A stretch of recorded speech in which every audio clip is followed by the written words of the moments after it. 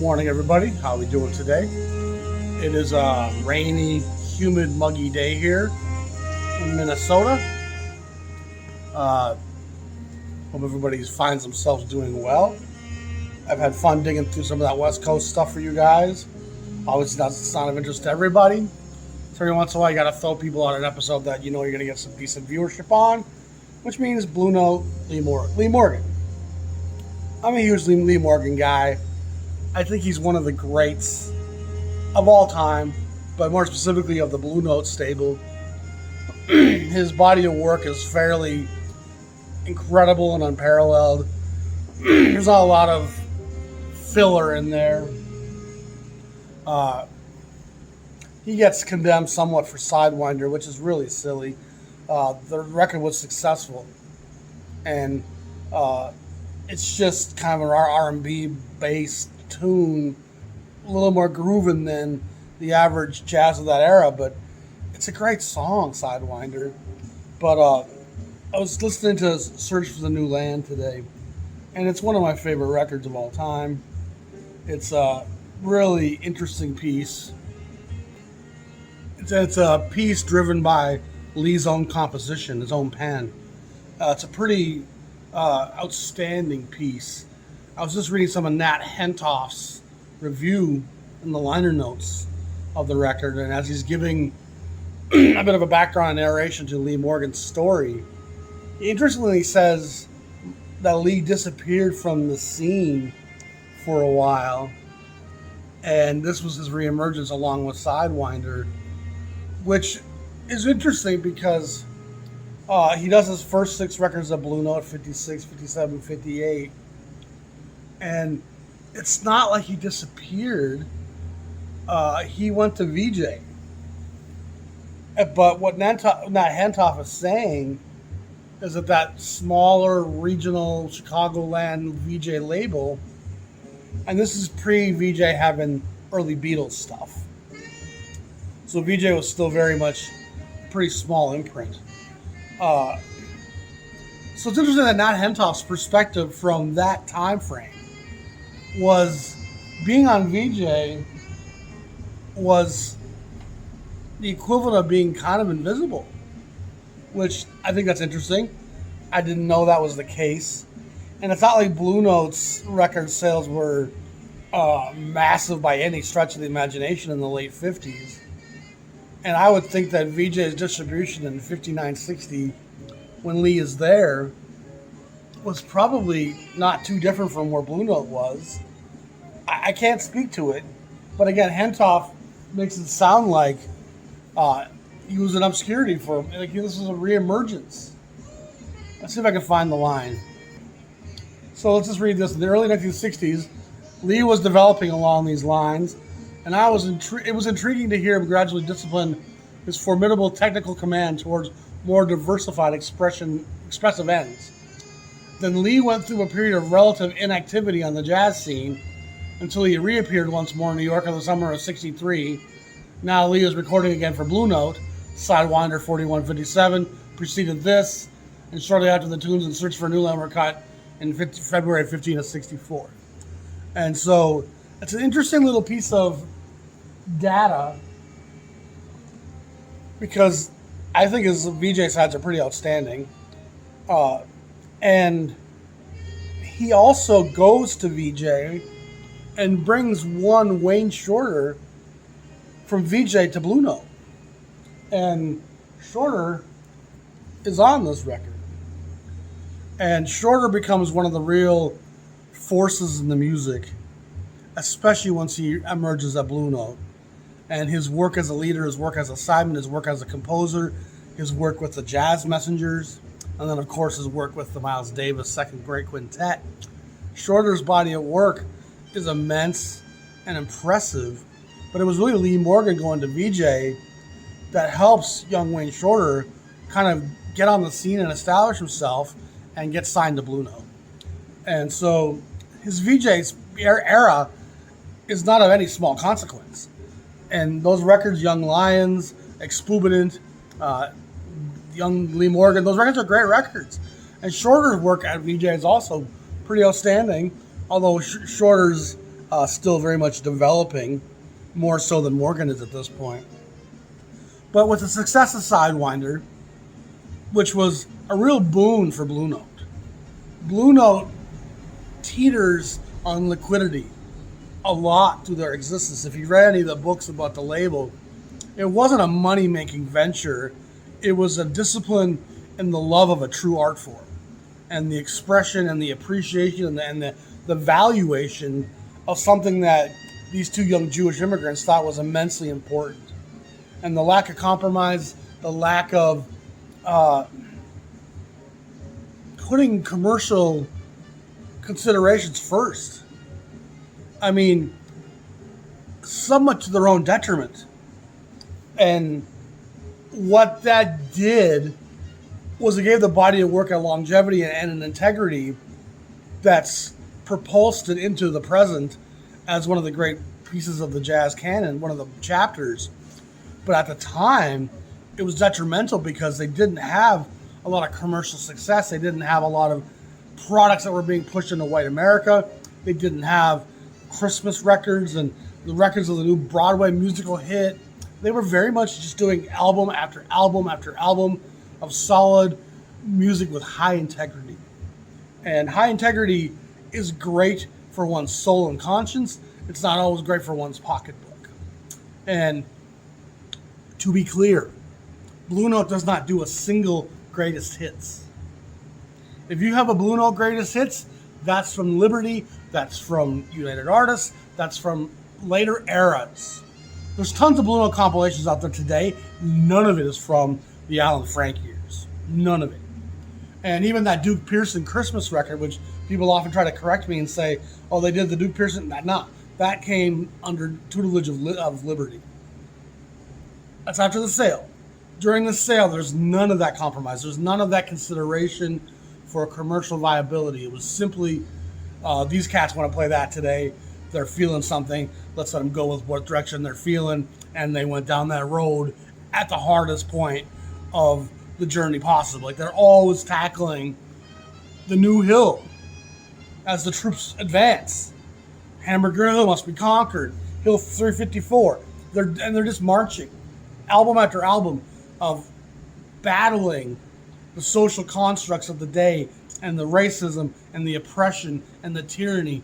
And sometimes what Grandpa did to help get you this opportunity, the sacrifices they made, in part by being genteel and gentlemanly and polite and apologetic and considerate, when that hasn't really earned you the entitlement of freedom, of liberty, of justice that it should have earned his parents and grandparents, that next generation who comes up in the North, in the industrial belt, working in the industrial heartland of America, having black schools, high schools, black colleges, universities, these new young black generation of men, as I've spoken about many times, were far more reluctant to just sit back and shuck and jive, polish a shoe, and dance for massa. That wasn't going to be part of the whole shtick anymore. And so there is a militancy and an urgency to the social constructs of the time that comes across in that Blue Note canon, because it's not filtered. It's not being watered down. It's not being packaged to make it accessible or less offensive. And there's not words to this music. And so it does make a lot of that message coded, and it takes a certain degree of empathy and understanding and knowing of the history to be able to hear that message. But it's clear as day, and once you've heard it, you can't unring that bell. And there's plenty of story and writing and literature expressing the militancy of the black youth in the 50s as civil rights was starting to really take shape. And so Shorter comes over to Blue Note with Lee. Lee has success with Sidewinder, which again, it wasn't meant to be the hit it was. It wasn't done as some kind of sellout, let's make a commercial hit. It was something that was just recorded and really took off, especially as the edited 7-inch version which got into jukeboxes and black bars in neighborhoods, and also in other white urban neighborhoods. That record really took off, and that really helped Blue Note continue its mission. And part of the Crusades is fundraising. And you can't ignore the fundraising. And the church had their ways about it, and those Borgias, they were a special bunch. I'll take your wife, your goats, and your land while you go die in Palestine. Thank you very much. No, that's your penance. You'll go to heaven because I said so. Boy, I hope you got some value to that signature. Because if you're going to take my goats, my wife's, my chickens, and my land, and I'm getting the shield, the sword, and being sent off on a boat to look for a grail and an Ark of the Covenant and to expel a group of people who've been there now for centuries. I mean, what a mess the Crusades was. But this is a series of crusades here that does reach that next doorway. They do push the envelope to allow civil rights to happen. And of course, living in Rome, the empire of our times, there's going to be a lot of obstruction. There's going to be a lot of things that get in the way of progress. And money and power are always going to be behind those obstacles. And so, even though civil rights was achieved, it wasn't like we turned the corner, turned the light switch on, and everything was different. And that oppression has continued in many forms and many ways, including the war on drugs, including the way they've chopped up our cities, including the way they've not funded black neighborhoods for schools and parks and police departments and street lights. It's a pretty non-ending cycle of deprivation and preventing progress, and a false retelling of the narrative. Everything from the Black Panthers to the meanings of the music to it's just a kind of a non-stop publication on the news media of the fear of the threat of the Black Planet, as Public Enemy once said. And the white American masses spoon feed that stuff on. And of course, if you live in the city, you interact with African Americans every day. You interact with Muslims and Russians and whoever. And so there's a humanity that's applied to various groups that allows you to see past the ignorance of propaganda. But if you live in isolation in white America, in the rural, white bread country land, and the gravy's always brown, that message of fear and oppression and that occupation of control, it rings really true out here. And the people really do fear not just Black America, but urban America, the cities themselves. You have a lot of people that won't tread inside of Minneapolis or Chicago or even Rochester, for Christ's sake. And all the great literature, architecture, museums, the great art institutions, all the great culture that exists within the American fabric, it exists in those big urban centers that half the population has been convinced they never need to partake of because it's too dangerous, it's too risky, it's too much of a compromise. And so they'll forsake all that stuff and even shun it. Good food. I mean, you're not getting good food. You're not getting even organic, healthy food in small town America. And that you're surrounded by the farming. Although a lot of it's very corporate, chemically induced farming. But it's in the big cities where you get good quality organic produce and healthy meals and restaurants that are farm market to table. Like, that stuff doesn't exist out here in the country. So they've been deprived all that culture and all that civilization. So they maintain a form of control over half the population to maintain a political divide. And the recent Roe versus Wade decision, which I haven't really spoken about, is a huge setback. And if I can make any positive commentary on it, it would be, now that they've achieved this goal, maybe now they could start voting to serve their own interests and stop voting based off this one issue. But I know I'm being naive. There's so many other issues that will continue to propel the divide, including race. And you won't ever convince me that the ruling majority of the Republican right-wing party in this country really cares that much about abortion. I don't think they give a shit if Susie May has her kid or not. I mean, there's a few religious nut jobs in that mix who are convicted and believe for some kind of sense of morality, a real false sense of morality, because your religion has oppressed and created more destruction on this planet the last 4 centuries than any group of people on the planet. So your indignation and your high moral ground has zero sustainability or integrity to it. It's very phony and pretentious. And the whole issue has been propulsed and pushed by the right, conservative, moral right, as this way of giving a conviction and a pulse to their voting base that economically often votes against their own interests.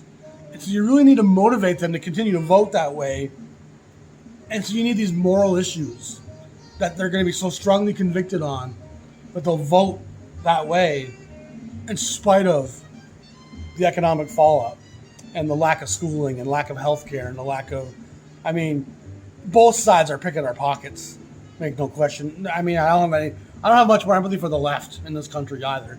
I mean, they're both right of center and they're both dirty and corrupt and both are filled with self-interest.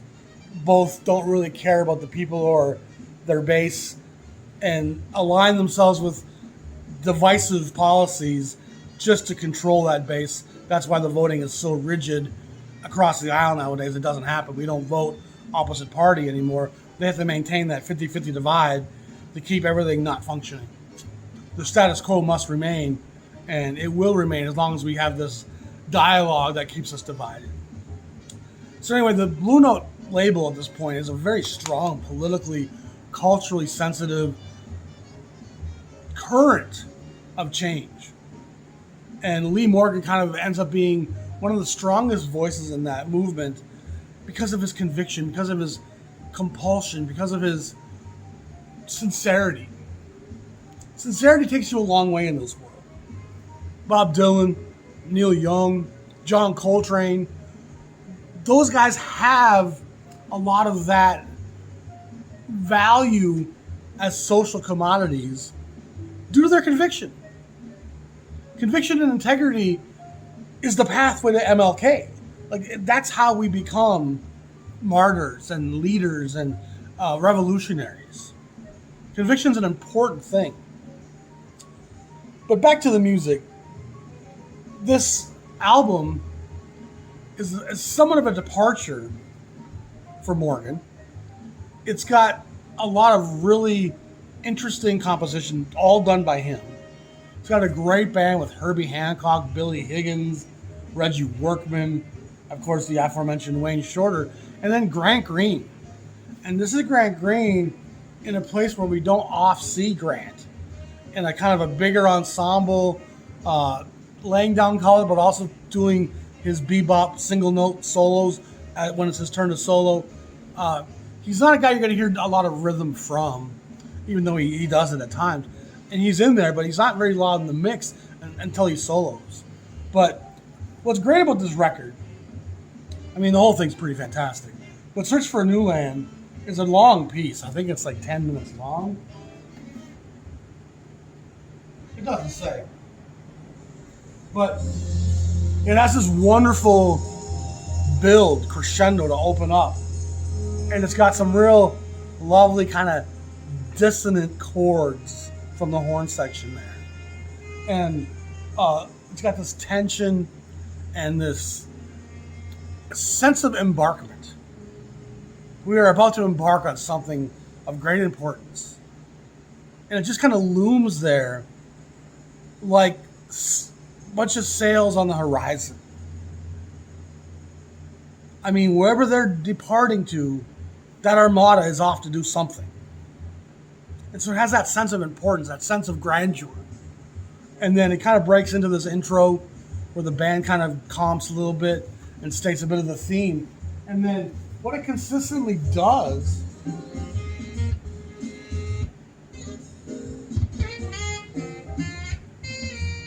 is it breaks back down, back to that theme of kind of moody departure. It keeps going back to that theme, and then it allows each soloist to come back and take his journey. And first is Wayne Shorter, and Shorter, I think it's one of his kind of defining moments in a way. I love his work at VJ, but it's still kind of in a developmental stage. And I'm not saying that for my own judgment. I've just heard other critics say that. And I like his VJ work. I do think his tone, in my own definition, his tone's still being kind of sorted out. There's some kind of brightness and brittleness and sharp edges to some of his VJ sound and tonality that I think he gets more resolved here. But I think he's always been a brilliant composer and a brilliant player. I think he's out of Newark, New Jersey. And so he's always in that circle of greatness in the New York area. New York is such an incredible force on the jazz kingdom and jazz universe. But then they go back to the theme again, and the ships kind of recongregate in a port, and then out goes Lee Morgan leading the Armada. And then they come back to port again, then out goes Grant Green and his wonderful soloing. And then the last one is Herbie Hancock as he brings the ships to that distant land. So there's kind of four each soloist after each of those breaks. It's a cool compositional piece. It's got a nice arrangement and a nice sense of fluidity and motion and adventure and narrative to it. Yet it feels very open and loose, and it's not contracted and reduced by composition. It's actually enabled and opened by the minimal amount of composition. And so that theme kind of always just resets the tone for the next departure. It's a wonderful piece, it really is. And it skirts edges at times, but it doesn't really ever go into the avant-garde or anything like that. It just has a little edge at times and a little slight hints of dissonance, which dissonance creates danger. Dissonance creates edge, creates a moment of pause. Ooh, that's a little tricky. Mingus was great at adding dissonance to wonderful melody. 1 second it's a Disney film, the next second it's thunderclouds. Mingus was fantastic at that. Monk was a one-man weather system. I mean, it could be a sunny day, all of a sudden it's chopping down thunder like crazy. Like Monk could chop it up. And then he would be tinkling some light rain, and next thing you know, it's back to a breezy, windy afternoon. The weather can be expressive. And jazz can express anything you want to color it with. Jazz is such a unique template that way. And it's not limited by words. Words limit the amount of expression you can take from a piece of music. You might want to interpret it one way, but words will often limit that interpretation.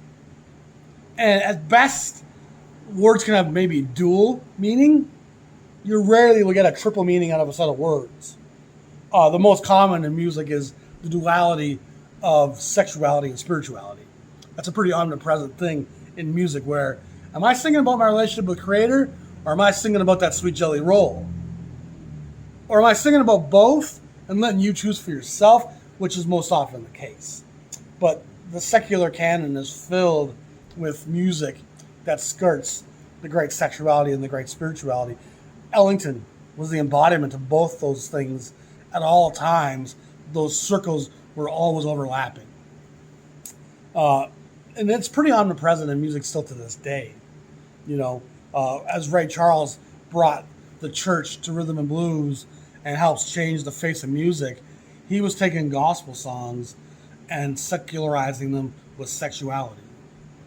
I got a Savior way on high who's good to me became I got a woman way across town who's good to me. And believe me when I tell you, the white church and the black church were outraged. Minds were blown by that simple crossing of that line. But that line is always crossed, and you can take a lot of praise and worship, even hymns at times. And if you want to, you could recognize that the security and safety and shelter might also come from the comfort of another human, and not just the illusion of my culture's spirituality. Again, the limitations of religion are so damning. There's such a greater human patchwork of existence and coexistence that defies any one belief system from being the ultimate. I mean, it's really hard to be infinite when you're not infinite. And so much of the human experience outlives all of our theology, all of our belief systems. And to me, philosophy outweighs theology. And I think philosophy is a very humbling but important way to live life. I think life without a certain degree of philosophy and a certain amount of your own belief system, reason for being, why are we here? I mean, if we don't ever think that stuff through, I think we're always going to have a certain amount of angst and anxiety from not having processed that set of questions. And it's not like philosophy can answer all those questions, but it can certainly help steer us through those moments of doubt when those seas get rough. For myself, I think we're very much here to try to comprehend the purpose of life and the meaning of my existence as a human. Not my existence as an American or as a male or as a Caucasian, but my existence as a human. What is our point? What is our meaning? And I think we definitely are meant to scratch our heads and look at the stars. I think we're definitely meant to experience the pleasures of the flesh. If you think about every spirit, ghost, apparition throughout literature, one of the great purposes of their existence as a spirit is that quest to gain a fleshly being to occupy once again. And I think that's what we are. We're a ghost made flesh for a 75-year flesh vacation. And I think a lot of us are the ghost, the spirit inside of us is like, man, I'm supposed to be enjoying this. What are you doing? Stop working. Stop being depressed. Stop being, why are you not enjoying this? And in my mind, food, dance, music, wine, and sex are very important parts of my philosophy. These are the things that ghosts can't do. So I figured as a fleshly being, I might as well try to occupy myself and my time with those endeavors as much as possible and to enjoy that language of art, of food, of music, of comfort, of a woman. I think it's a very important thing. It's good for our ego. It's good for our fleshly being, our emotional state. It's all very important. I think we got sex very much out of context in the world today, especially here in the West. I think a lot of our repression of sexuality is the underlying destruction of so much of what ails us. I mean, it's just a bad set of circumstances, but I don't want to deviate too far along that line either. But this record by Morgan, it really kind of is this opening of the Blue Note Pandora's box of the diversification of what the Blue Note sound was going to be. And a lot of that was enabled by Sidewinder, which came before this, And so Sidewinder is just a great exercise in a record that's accessible, especially that song. But in Search for New Lands is kind of this newer jump into those waters. So Search for New Lands is a record that I think all of us should try to endeavor to search for. No pun intended. The New Land was this new dawning of not just the musical horizon, but the social and political horizons that were creeping across the horizon in '64. I mean, those winds of change doesn't take a great discernible voice or ear to see and hear happening. And with the riots and the marching and the water cannons and the dogs and Selma and it's just a current of change.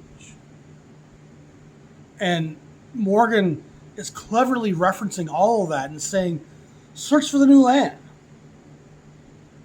I mean, if you think that's just a musical journey, people, you're very much naive. Morgan was always a very socially, politically charged young man, full of bravado, confidence, ego, somewhat cocky. Hentoff was speaking on in the liner notes on this record how he used to enjoy Morgan's young, cocky approach. There was always a humility in there, knowing he had a lot to learn. He was a young guy, but he always still felt like I belong here. A kid coming up to the big leagues saying, I'm ready for this. I mean, I know I'm not Hank Aaron and Babe Ruth yet, but I still belong here.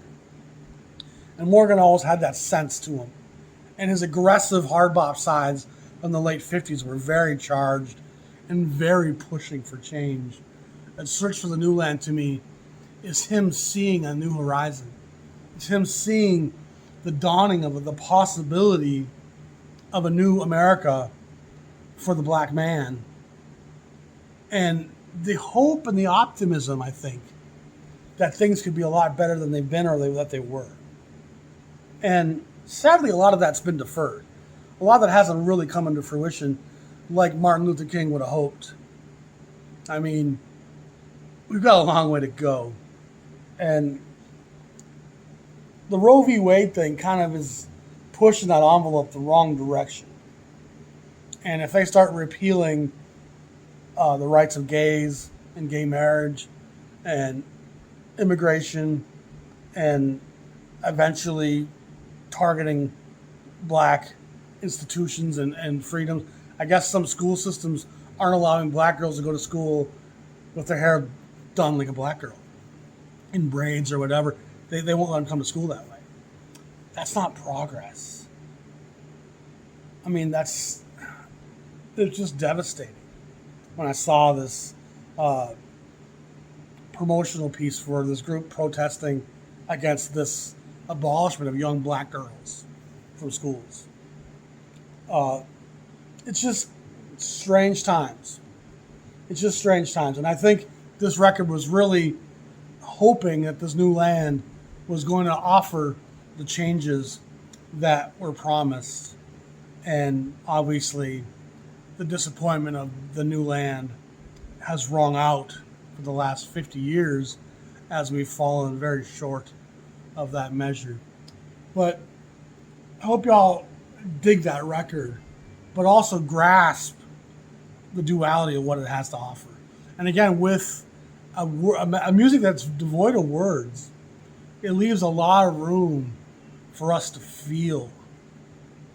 And that's where understanding someone's environment and experience and personality helps us color what we feel. You can't just sit there feeling off your own experience, your own personality, your own environment. That's fool's gold.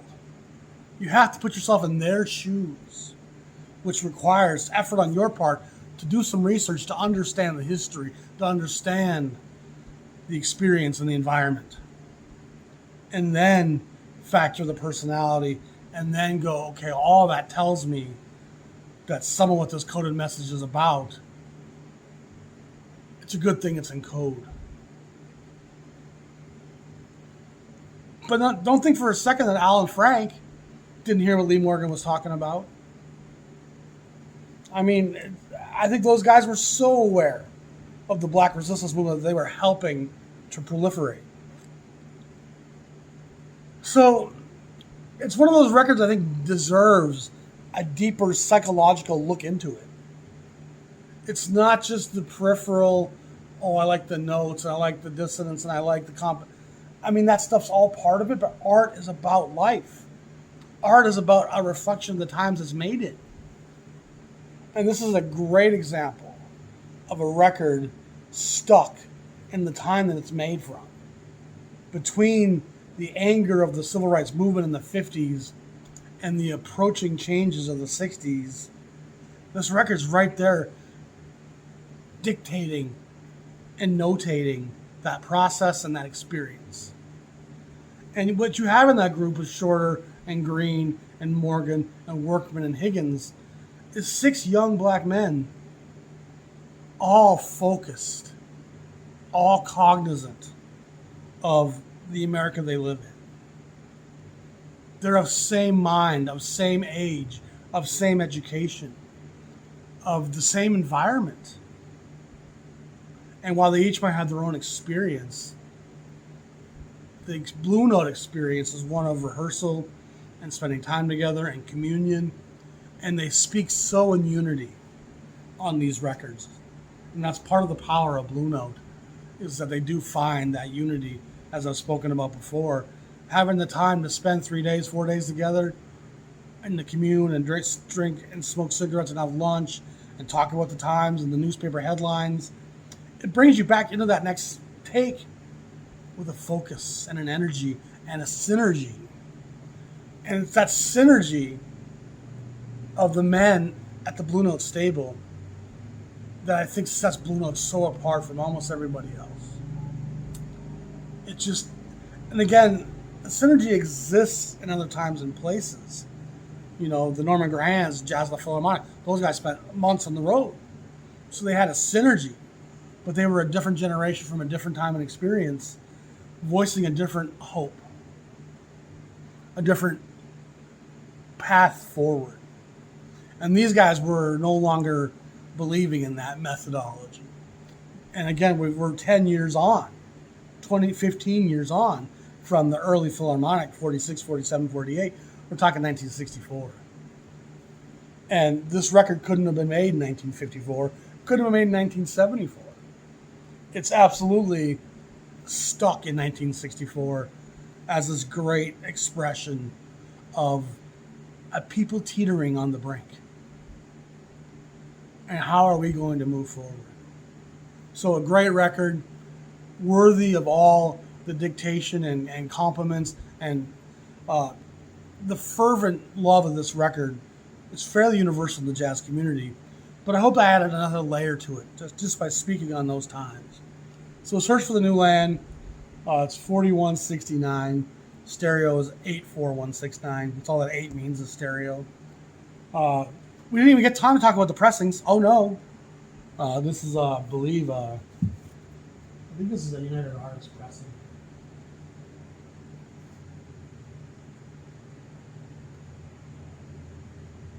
I can't even read that. The black writing on the blue is too hard to read. Is this Liberty? It's Liberty. And Liberty sells to United Artists fairly soon. So it's probably early 70s this pressing. But it doesn't matter what pressing you get. I don't care if you get a knockoff bootleg pressing. If you have the music, you can still break down the narrative. You know what I mean? If I love Tom Sawyer, the story, I don't care how you read the book. I don't care if you watched it online. I just want to talk about the story. Because the story is what has the power. The story is what has the meaning and the purpose.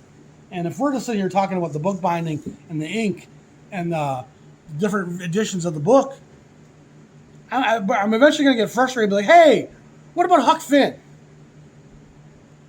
How are we sitting here talking about Tom Sawyer for 40 minutes and we haven't even mentioned the Mississippi River?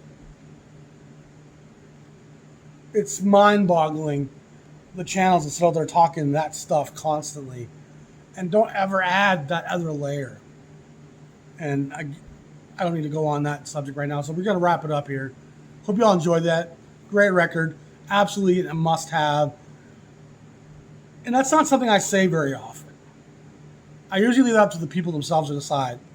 And I don't leave many of these things saying this is a must-have record. But this is really an important piece to understand what the Blue Note stable and canon was about, what the civil rights landscape looked like at that time, how closely interrelated all that stuff is. You can't extricate them from each other. You just can't. It would be impossible for these men to make a record in 1964 and to not be talking about 1964 and what happened in 1961, 2, and 3, and what they're hoping is going to happen in 1965, 6, and 7. And that's true for the ruling class in terms of how they express and what they share. But it's even more true for an oppressed minority who has a history of oppression and has the hope for a better tomorrow. The chances of their art not embodying that story aren't very good. I mean, you can't put 6 black men together in 1964 and not have them talk about Martin Luther King and not talk about civil rights and not talk about the segregation, desegregation of the schools, Arkansas, Alabama. How can you be in communion with 5 other brothers in that day and not be aware of what's happening in America around you? How can you not pick up your saxophone on the next take and voice some of that gut pain? You know what I mean? Think about it. And so sometimes when these guys are expressing something that sounds so visceral and so emotionally charged and it just feels gut-wrenching at times, that's because it is. It's not easy. It's not easy putting your people on your shoulders and looking for the promised land. And in this case, the search for the new land. And I'll tell you what, an America that was laced with equality and opportunity for all, that would be a new land. I mean, you see what I'm saying? That would be a new land, a brand new territory, an unexplored place. And they were looking for it. So I hope you all enjoy that. If you want to subscribe to the channel, please do hit that like button. Hit the bell for alerts if you want to follow episodes as they come out. We like to go between historical stuff, more historical contextual stuff, social stuff. Sometimes we just talk about the music, the labels. There's so many different things we talk about on this channel. And I try to mix up that content as much as I can to keep everybody involved. People who've been watching the channel a long time, I like to keep them stimulated. The ones who are new to the channel, I like to let them know of the multiple facets that we try to discuss. If you want to support the channel, please go to my Patreon and pledge a few dollars a month. It's always appreciated and very much helpful. And there's a trading card set I'm building. I'm not working on it very hard right now because it's hot and the office that stuff's all in is not air conditioned. And so I'm making slow progress again right now, but it'll pick up again soon here. Y'all be safe. Have a great day. We'll talk to y'all soon. Peace.